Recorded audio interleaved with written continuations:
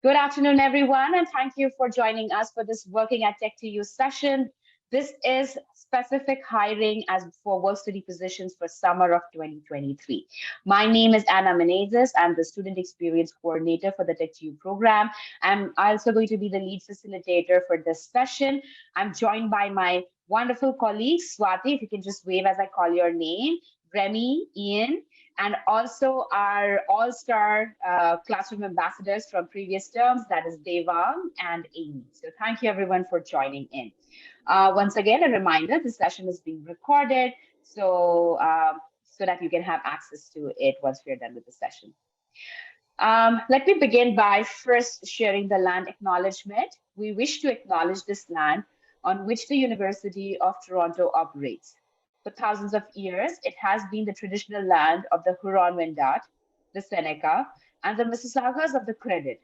Today, this meeting place is still the home to many Indigenous people from across Turtle Island, and we are grateful to have the opportunity to work on this land. And before I move forward, I always like to invite people to come and reflect a little bit about this whole concept of land acknowledgement. Look at where you are right now. Are you standing on a ground, or are you standing in a building? Are you standing in a park?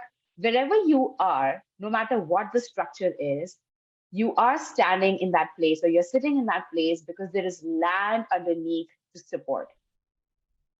Land acknowledgement is definitely talking about acknowledging who the land belongs to, but more than that, to understand that land is here to support and to honor this land that supports us and allows us to our be ourselves and make our destinies real and also achieve all our dreams. So with that, let's start with our agenda for today. The session is going to move very fast because I'm very respectful of your time. We will not take a minute more than 1 p.m. We'll talk about Tech2U, working at Tech2U, the team, your roles and responsibilities should you get hired as a classroom ambassador, and also the application process. And then I have a couple of testimonials to really seal the deal. Depending on time, we will also provide opportunity for a quick Q&A session. But before that, we would like to know a little bit about you. So here is a quick superpower icebreaker. If you could select a superpower, what would that be? And I want you to scan the screen in front of you, or I want you to go to menti.com, type in 91267225 and share your answers. I'm also sharing the link to the website in the screen and also the number. So go to menti.com and please share your answers. I will give you about 30 seconds and then I will share the word cloud.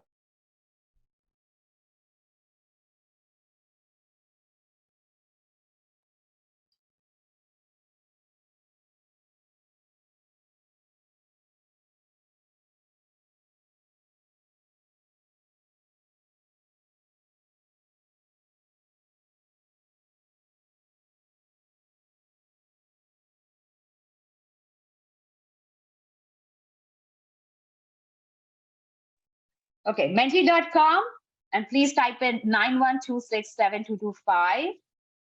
And let's see what superpower is the most loved superpower or most wanted superpower. 10 seconds more and I'll share the word cloud.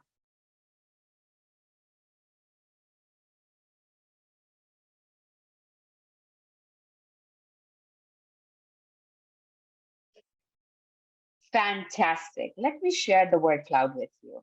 And the word cloud is still growing. Here it is. So if you could select a superpower, what would that be? And for some reason, the one that is really speaking the loudest at this moment is teleportation. And then there is time travel, invisibility, fastest man alive. I hope that you mean by running, something like super speed.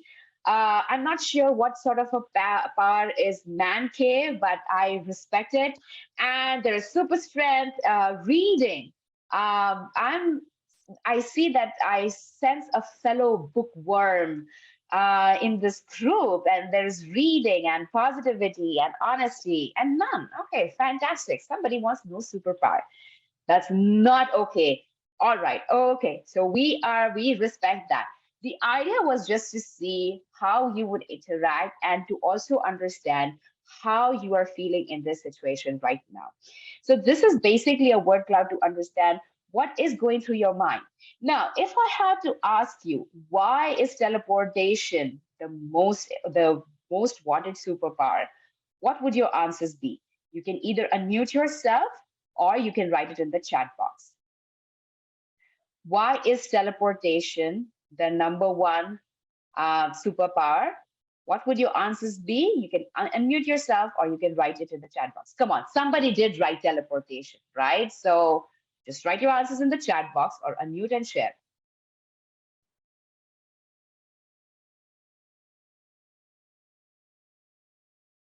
Teleportation, invisibility, you can pick your one.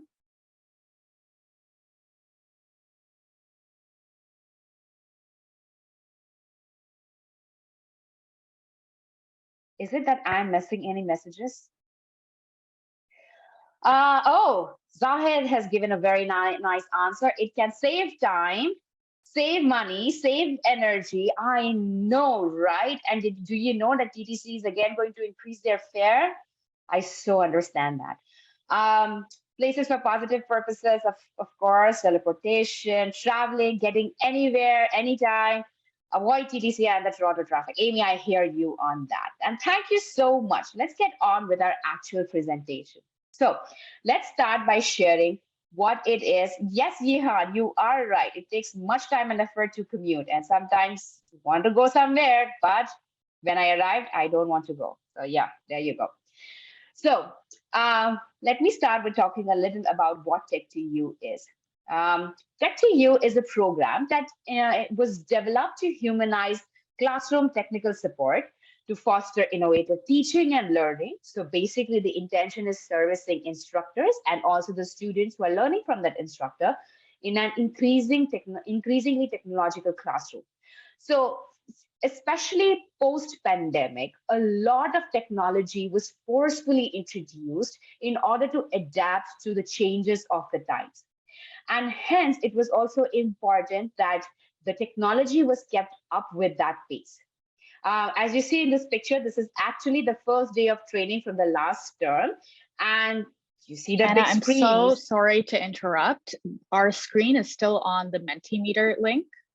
Oh, okay. Sorry about that. That was no interruption at all. Okay. Sorry about that. Is it good now? Okay. So if you see the screen, this image is about our group from last time doing their training, doing their exercises, and you can see that how technological the classrooms are getting. This program provides real-time personalized technological support for instructors through a technical support team. And the whole idea of Tech2U and inviting you to work with us is to make you part of that technical team. Moving forward, what is working at Tech2U like? Okay, so let me answer the first and foremost question. What is in it for you? Because that's why you are over here. That's why you're giving me your hour of time. So first of all, you get all the school flag that you see. You see this T-shirt, right? You get all the school flag, but that's a short-term goal. What's in it that is related to employment and future goals? So first of all, it's an excellent skill building opportunity for you. You develop a technical aptitude that is very nuanced to classroom technology. We have a team of uh, AD specialists who will lead you day to day in understanding the technology and also are helping you understand what servicing that technological need looks like. You will support instructors. You will actually gain more face time with instructors than just being in their classroom. And you will support them through troubleshooting, equipment delivery, setup, and also handling emergencies. The second skill building opportunity is that you develop workplace skills. So though it may look like that this is just a very simple job at times or a very repetitive job at times, it will help you develop those habits, those work ethics that can sustain you in any workplace long time. Okay, so it's not about just the short-term goal of you come here, you do the work, and goodbye, but you develop those habits that carry you and that will sustain you in any professional industry. And number three is interpersonal skills. You will get opportunities where you can learn to communicate confidently and connect with stakeholders. You will also be able to work with teams to solve problems. And the whole idea is, how do we equip you so that you can provide the most outstanding customer service as possible? So that's the skill building opportunity. There is also long-term benefits. The benefit number one, you develop a professional network. So you will find in this session that though there are students from other faculties, they are all interested, or there is a overlap and a commonality in the pursuing of further dreams. You will connect with experienced technical experts who can answer your questions, who can help you. If that's the goal where you see yourself developing, they can answer those questions and help shape those skills for you. And also, you develop professional references for future employment. These are all very important parts. Next is the work values. So not only will you get to identify your personal work values, but you will also be able to understand, how do I understand and identify my work values and align it with my organization or my team's work values. At Tech2U, we appreciate and we celebrate the work values of punctuality, accountability, communication, and fun and support. And you get chance to practice all these work values. One more thing, aligned with the work values, at the end of the term, we have something that is called as the Tech2U Awards.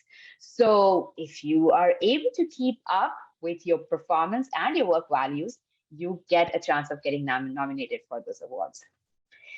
And with that, over to you, Swati, to talk about the Tech2U team. Perfect. Thank you so much, Anna.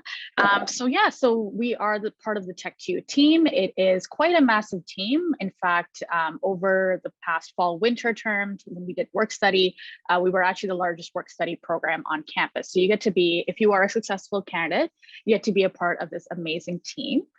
We'll go on to the next slide. So our team is quite massive, as I mentioned, and it is comprised of a whole bunch of different roles. First, we have our classroom ambassadors, and that is all of you. Should you be the successful candidate for this role, and this is the role that you're applying for, and we'll go into more detail a little bit later in terms of what you can expect in terms of roles and responsibilities.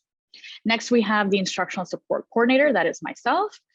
So I support all of you, if you are a successful candidate in this role, with your scheduling needs, with your payroll needs, and things like that. I also support sort of some in-house operational work, essentially supporting you in the day-to-day data entry functions and things like that. So I know that sounds very, very overwhelming and very possibly even boring, but I promise you that it'll be a lot more interesting once you join our team. We have our technical co-pilots, two of which are on this call. So Ian Campbell, as well as Remy Jennings, have joined us, and they will talk a little bit more about their role shortly. But in this role as a classroom ambassador, if you are a successful candidate, as I mentioned, you'll be working very, very closely with our team of technical co-pilots to be able to service instructors. We also have our student experience coordinator, that's Anna. Of course, she's leading today's session, and she will be the day-to-day supervisor if you are a successful candidate in this role, so she can provide mentoring and coaching sessions and a lot of other support along the way.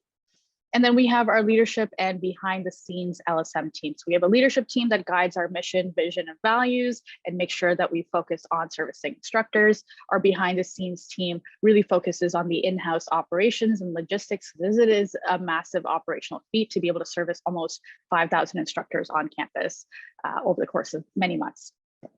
So moving on to the next slide. So learning space management, we are a central department. We're under the Vice Provost of Strategic Enrollment Management. Really, we are focused on learning space excellence with the mandate of stewardship of universities' classrooms and testing space. We actually have a variety of teams on in our department. Of course, if you are a successful candidate as a classroom ambassador, you'll be working very closely with us, the Tech2U team. We're focused on instructional technology, but we also have other teams, including scheduling, classroom design, and accommodated testing services. So all that is to say, we offer tons of support for a variety of different instructors and folks across the campus. And some of the support that we provide include providing information on our university classroom spaces, specifically AV specifications, furniture specifications, and things like that, as well as other spaces like federated and divisional spaces. We also provide on-site real-time AV tech support in classrooms. So that's more custom to what your role will be if you are a successful candidate. We also provide support for any accessibility related accommodations. We do have a partnership with Student Life's accessibility services. So from a furniture or technological standpoint, we can provide accessibility related accommodations. And lastly, we have a lot of our AV instructional technology is already embedded in classrooms. We also have, of course, portable technology that is often delivered to these spaces to enhance the technological capability in these spaces for any sort of instructional and learning needs. Moving on to the next slide. And so this is our leadership team. So we have Steve Bailey. You'll get a chance to meet him once we have our one-day training session. If you are a successful candidate as a CA, he is the Director of Learning Space Management. We also have Albert Jung. He is the Supervisor of Classroom Tech Support. So he has oversight of our co-pilots. Davian is the Classroom and Instructional Technology Administrator. He's a little bit more behind the scenes. He does a lot of his focus is on research and development work and deployment of instructional technology in classroom spaces. Of course, we have Anna. She's the Student Experience Coordinator, of course, serving as your supervisor, super cool person all around. And then, of course, myself, Instructional Support Coordinator. So we are all here to support you and guide you through the Tech2U process. So moving on to roles and responsibilities. So as a classroom ambassador, there are a variety of different functions in this role. So first and foremost, you'll be working with technical co-pilots to provide any AV technical support to instructors. Some of it is pre-scheduled support, and some of it can arise due to some emergencies that arise in classroom spaces from time to time. And you are expected to provide support in both of those instances, of course, with the guidance of technical co-pilots along the way. You'll also be expected to solve technological challenges that emerge in the classroom and provide excellent customer service. I know some of you might be thinking, well, I have no AV tech experience. Do not worry about that. We really have a very strong curriculum team, which Anna is leading alongside Ian Campbell and another co-pilot, James, who have really focused on developing this curriculum to ensure that you are supported and you learn week to week on how to resolve these technological challenges. So you'll only really get better from here is what I'm trying to say. Of course, you'll be collaborating with our Student Classroom Ambassador team. It is quite a massive team, although in the summer we're a little bit more downsized, to brainstorm a lot of different solutions to common technical issues that arise along the way and supporting our technical co-pilots in that capacity. We do have a few administrative tasks. So this is where you'll be working more closely with me alongside, indicating your monthly availability so that I can prepare your shift schedule for the month. Payroll processing, I really want to ensure that you get paid on time, and performing some simple data entry functions just to ensure our day-to-day workflow supports instructional needs in the classroom. You'll also be expected to attend weekly meetings and connect with Anna for one-on-one coaching as needed. So these weekly meetings is the opportunity for you to learn how to resolve these tech challenges and learn more about AV technology as a whole, and also how it sits within the context of UofT. Lastly, you are expected to report on time to weekly shifts. So anything that you've been assigned to, please report to them. Of course, we can understand that time to time, for whatever reasons, if you are absent, please inform us ahead of time. That is really embedded into our values. And of course, once you start onboarding with us, that will become very, very clear. And lastly, this is a growing role. There are always different opportunities that come on the fly. And so there might be other duties as well. Previously with our fall-winter cohort, we have involved them in assisted media services and doing video lecture capture work as well. So you may see some opportunities arise from time to time. Of course, they will be presented to you. And this is really capturing the other duties as assigned function. Okay, and I'll hand it back to Anna. Thank you so much, Swati. Okay, awesome. So what's the application process like? Now, by this time, I hope we have charmed you enough so that you'd at least like to apply. So I come again bearing good news. So the application process, the first step that you need to ensure is that you are eligible for work study. So first and foremost, you have to be a University of Toronto student, and then whether you are an undergraduate, graduate, and course, you also have to meet the minimum enrollment requirement. Um, Once you have confirmed that you are eligible, then and only then go to the next step, that is applying for this or even any other on-campus work study position. The application process is as simple as 1, 2, 3, 4, 5. So what's step number one? Please go to the CLNX portal and look for job ID 216845. That is us, 216845. I don't know how I can make it any more enticing, but that is what you need to look for. In your application process, you will be asked to submit your resume and your cover letter. Your cover letter could be addressed directly to the department, or you can address it to me. My name is Anna Menezes once again. And let us know, why are you interested in working with us? And be as honest and innovative as you can.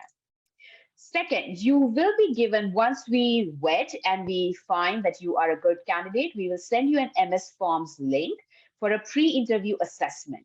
That form you can fill only using your UTOR ID. So please ensure that you have an active UTOR ID to fill this pre-interview assessment, which leads us to step 3, which is interview itself. So the first round of job applications that we will vet is in this week. So the job is already active since yesterday, and you have until this Friday to apply to the positions. We will start the vetting process come Monday, and the interviews will be held between April 26 to 28. And I will very quickly let you know why are we moving so fast. Somewhere between April 28th to May 1st, you will also be getting your job offer. So yay! How exciting is going through step 1, 2, and 3 to get to step 4.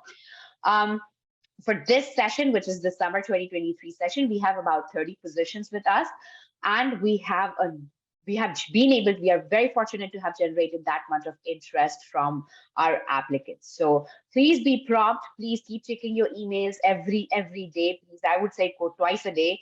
But this is the timeline, and we will follow it very, very strictly.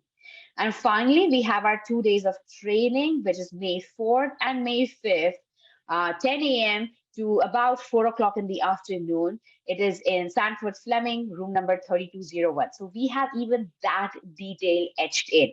And why is it important that we have you ready in less than 2 weeks from now? It is because come May 8th, you will be working.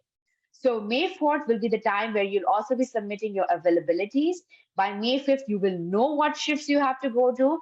And we also want to give you some time so that you get familiar with the campus and that you're able to reach these places on time. Moving forward, here's a quick review again, the hiring period.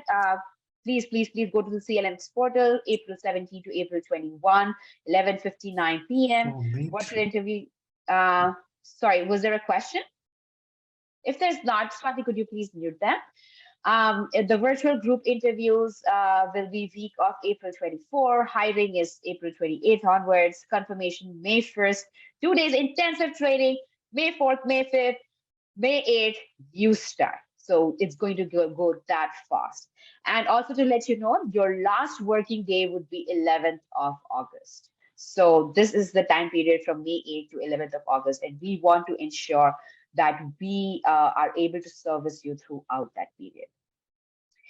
Now, for the testimonials, I am so happy to actually share one of our video testimonials that you can also find on YouTube.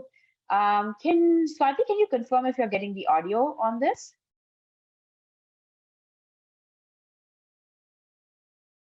So I can't hear anything, and it's also freezing. Oh, sorry about that. Can you hear it now? We came back in now it's person good. in the midst of COVID. When we first came back, there were a lot of technical requirements. There's this real need for hands-on support in the classroom space to alleviate and kind of address some of the worry that instructors naturally are going to have.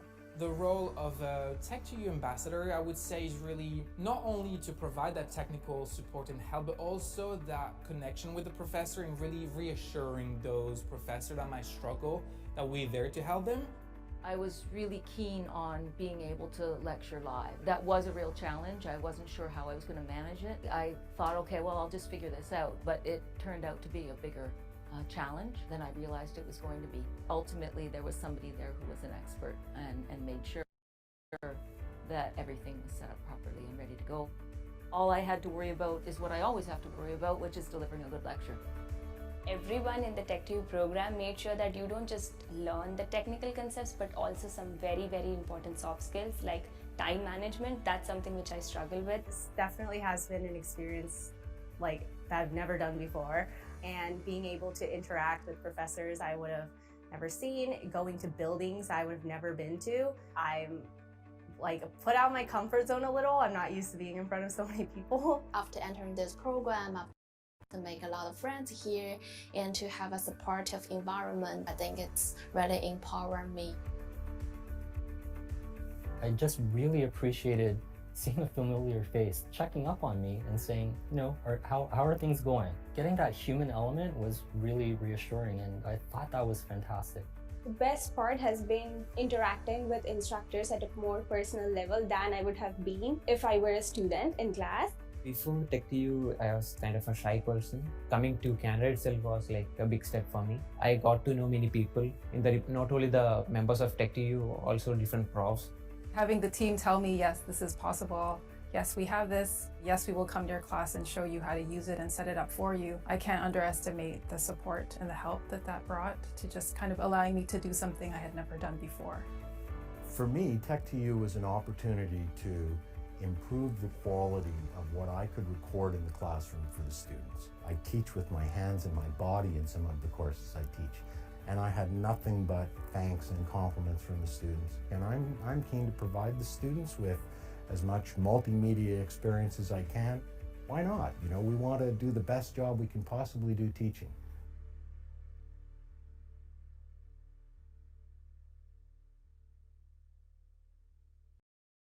And that, my dear friends, is all Tech2U is about, humanizing classroom support. And thank you, Swati, for sharing the YouTube link to this as well. But now, enough of recorded stuff. Let me show you our testimonial team over here. So I would first like to invite our co-pilot, Remy. And Remy, if you can please share what it is, what the daily work life of a CA would look like, and how co-pilots and CAs work together to provide the support. Yeah, no problem. Again, my name is Remy. I'm a co-pilot here for Tech2U. So basically what the day-to-day kind of looks like, you'll receive a message from the co-pilots either the night before or in the morning that kind of tells you where to meet and the time to meet and what area you're going to be in. You'll know the area before, but you'll still receive that message. When you arrive to the start of your shift, you'll be given a pouch. That pouch will contain batteries, different connectors, remotes, and just some other stuff that you would need to arm you while you're in the buildings. There may be special requests and setups at that time where the co-pilot will walk you through it. And most of the time, for the first time the first shift that you have, or it's the first time going, the co-pilots will go with you, kind of run it down, make sure that you understand or are comfortable with setting up certain setups. And at that time, if you're not and you're there, always just feel free to say it so we know where you are and we can help you and always be there to support you. We're not trying to put you out there to feel uncomfortable. So make sure that you're always, you ask the questions if you need to, and let us know if you're not comfortable doing things. So once you're given your zone area, which you'll see, it will say CA 1 to 5, depending on which area you're in. When you get there, you can see what rooms you have to check. I always suggest when you do get there, if there are rooms empty that you have to check on the hour, to go in there and just do an early check, make sure the batteries are okay and things of that nature, because on the hour, you might not be able to get to every room before the classes start. And once you do go through your checks and you've gone through the classrooms, if there are empty classrooms, again, that are on your list, you could check them earlier as well. If there are any emergency calls, the co-pilots will notify you on Teams. They'll let you know which room it is, and they'll let you know what the emergency is, and kind of let you know like what it could be, so that when you go there, you kind of have a little bit of an understanding of what's going on. Should it be that the projector is not turning on, we'll let you know that, hey, when you get there, take the remote and just power it on. And if there is something that when you get there, you've gone through what you will learn in the training, and there for some reason it's still not working, you just let us know, and we'll come there and we'll sort it out, but we'll also sort it out and let you know what's happening. So at least the next time you go into a room, if something like this happens again, you kind of have an understanding. If it's something that after you think like, hey, it's something that I could do, then you kind of gain that knowledge as well.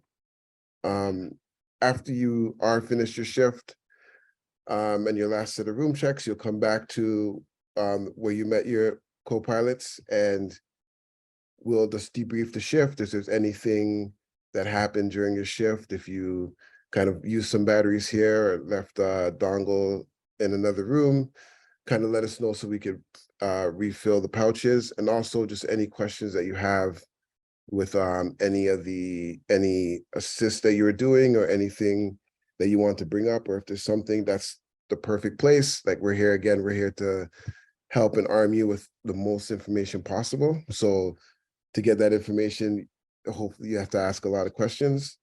And one of the most important things is being on time and communicating. If you're not going to be on time, there are times when it could be anything why you might be 5 to 10 minutes late. If it's something where you're closer to the zone that you're going to be in, we can even run towards you and kind of meet you with the pouch.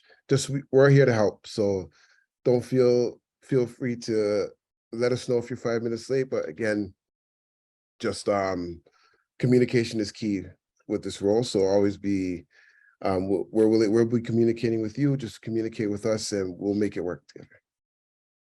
Thank you so much, Remy. So as you see, like, the idea is not to just push you into a deep end of the swimming pool, but the idea is to push you in the deep end of the swimming pool with a lifeguard. All right. So thanks, Remy, for that. And I'd like to welcome another co-pilot, Ian. And Ian, if you could share a little bit about what training lies in wait for our classroom ambassadors for the summer 2023 term. Hey, thank you, Anna. So James Nightingale is another co-pilot who works closely with myself and Anna. And basically what we do is we do weekly classroom training where we take you through all the different processes, all the different bits of technology that you're going to encounter within the job. And we do our best to make it fun. We do a lot of activities, group activities, where you can basically get hands-on with the equipment in kind of a controlled environment. So we're not just throwing you into the pool.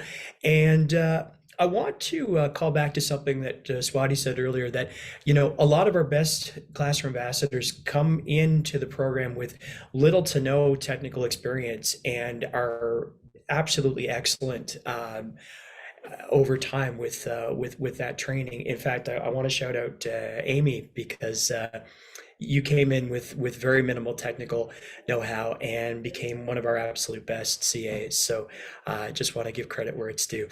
but yeah, so what we typically do after the hiring process is completed is we'll do a 1 or 2 day intensive. So Anna and Swati will lead the CAs through more of the kind of, I guess, administrative, but also kind of the people skills side of the job. And then James and I typically come in and talk about the different teaching stations that are employed in classrooms, some of the different portable technology that we use, like our mobile PCs and webcams, portable microphone systems, all that sort of stuff.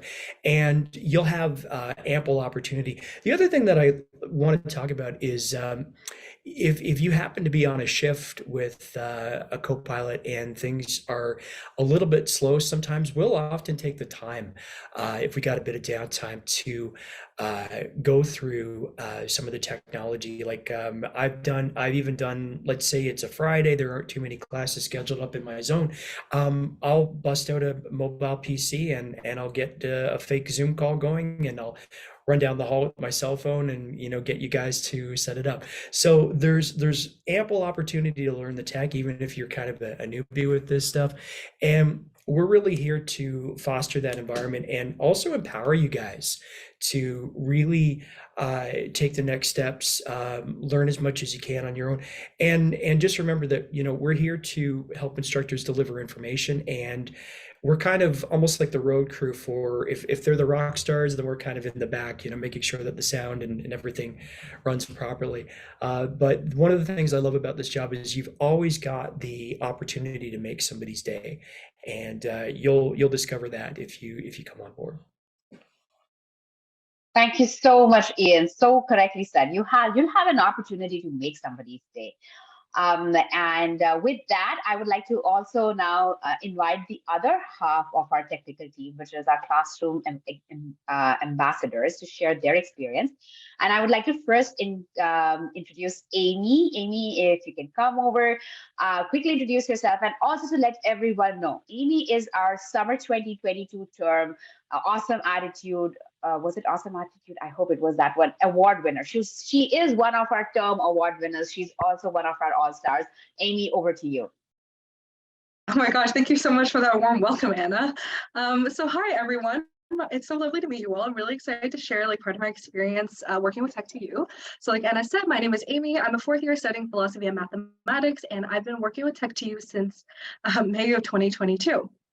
So back when I first started, I had no idea what a unique and enriching work experience I would have working here.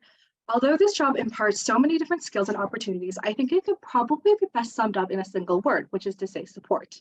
My first day walking into training, I remember being really, really nervous that I wouldn't be able to learn all of this technology or provide the support that instructors needed. But even though since then, over the year that I've worked here, my technical skills and knowledge have grown by leaps and bounds, and I regularly work with that same equipment that used to intimidate me, I never once felt like I was out of depth. And that's thanks to the incredible support of my supervisors and colleagues. And here I kind of want to shout out Ian in return, because he and James absolutely provide incredible technical training that makes you feel like you know what you're doing walking into your job every single day. So that's why support is one of the core tenets of working for Tech2U. It's knowing that not only will you develop those technical problem solving and people skills, you'll do so in an incredibly supportive environment. Now, support, of course, goes both ways. Providing the human element of support in classrooms means not only getting to integrate and interact with the wider community, but actively getting to see the products of your work unfold live. To work with the same instructors week to week to help them create a seamless educational experience, it creates meaningful connections and makes our work all the more rewarding in turn. And of course, you'll always have your colleagues. Working at Tech2U has introduced me to amazing, brilliant people from different programs and different parts of the world that I never would have met otherwise. They've become my mentors, my mentees, and most importantly, my friends. I've definitely gained a lot from this experience, from support and friendship to developing my analytical, technical, and social skills. I'm super excited for all of you to get that chance as well. Thank you so much, Amy. Isn't she wonderful? She always uplifts our spirits with that smile. And I can clearly as day remember her from the interview last year to now. It's been such an amazing journey. And with that, I would like to welcome Devang to share his testimonial. And by the way, Devang is the fall 2023 CA Mentor Award winner. So he was basically voted as the CA Mentor by his peers. There's a lot of far where he comes from. Devang, over to you. Thank you, Anna. Thanks a lot. Hello, everyone. I'm Devang. I'm in my second year doing masters in civil engineering. To be honest, applying for Tech2U work study was one of the best decisions I took in the fall of 2022. My journey throughout has been exceptionally incredible and a memorable one. One of the most important things that I find is that the work environment is very friendly, very supportive, and very healthy. The support provided by supervisors, that is the co-pilots, the classroom ambassadors, Amy, Swati, is immense. we have a big team of classroom ambassadors, and you'll meet a lot of friends. You'll make a lot of friends and have good networking throughout various departments all over the campus.